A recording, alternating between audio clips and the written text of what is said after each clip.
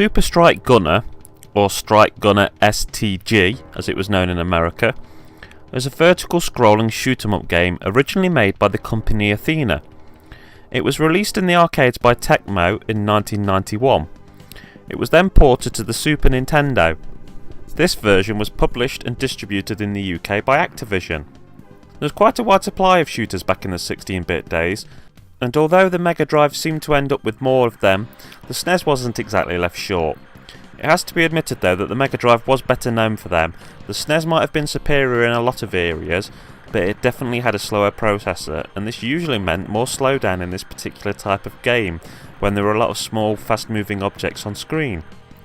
There were a few big famous shooter titles on the SNES, but this game seems to have been forgotten by a lot of people. When people talk about shooters on the SNES, they tend to talk about Axlay, Gradius 3, Super R-Type or UN Squadron.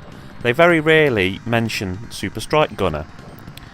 In Super Strike Gunner you take control of a high-tech jet called the Strike Gunner. And like most games of this type, you face wave after wave of enemies.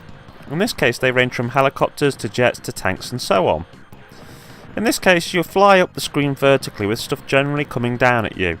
Some things will come from the sides or the bottom of the screen, but most stuff tends to fly down towards you.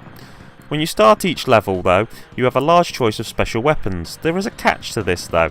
You can only choose one weapon to use, and you can only use it for one level. Among the choices are things like heat-seeking missiles, super strong lasers. There's even a mega beam cannon which seems to just blow the living hell out of everything in more or less one shot. This does add a bit of tactics to the game, because obviously if you use the strongest weapons or the ones you find yourself best suited to first, then you won't have them available to you for later stages. I'd suggest starting with a strong weapon until you get a good feel for the level, and then once you know a level like the back of your hand, try taking it on with a weapon you're less attached to, so you can save the good weapon for a harder stage. You have a special power bar. This decreases when you use your special weapon. Some of the less powerful special weapons will drain the bar very slowly, but then there are others which will just make the bar disappear in seconds. Heck, one weapon depletes the bar in one. There is however a friendly aircraft which comes to you usually several times a level and drops things to help you. It can drop power-ups which speed you up, increase the power of your ship's main weapon, or fill up your special weapons bar. Over the years I've seen this game receive all kinds of reviews and scores. Back in the day I think it used to score generally around the 65% mark. Some called it a mediocre shooter, complaining that it was slow-paced and repetitive, with levels that felt too long and had predictable enemy waves. Yet others seemed to love the boss fights and the super weapons. I'll say that the backdrops are very basic, but I found the game rather enjoyable. In a world which has seemed to want all shooters to suddenly turn into this full-on bullet hell ballets, I found this game rather refreshing. I'm going to go so far as to say I think people have been a little too harsh to it over the years and have slightly underrated it. The game's not an all-time classic, but it's a decent game, so I'd have to give it 7 out of 10. If you want to try it, you tend to see copies of it come up now and again for around £10.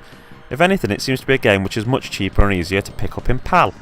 My copy was got from a market 5 years ago for around £3, but the days of walking back from markets with 3 or 4 SNES games from a £10 note seem to be long gone. I do recognise that there have been better shooters on the SNES, but this game is not bad at all. It's also a game which is basically slang for what I would consider to be a fair cash to playability ratio, unlike some good games which seem to sell for a small fortune. Okay, thank you for listening, enjoy the rest of your day.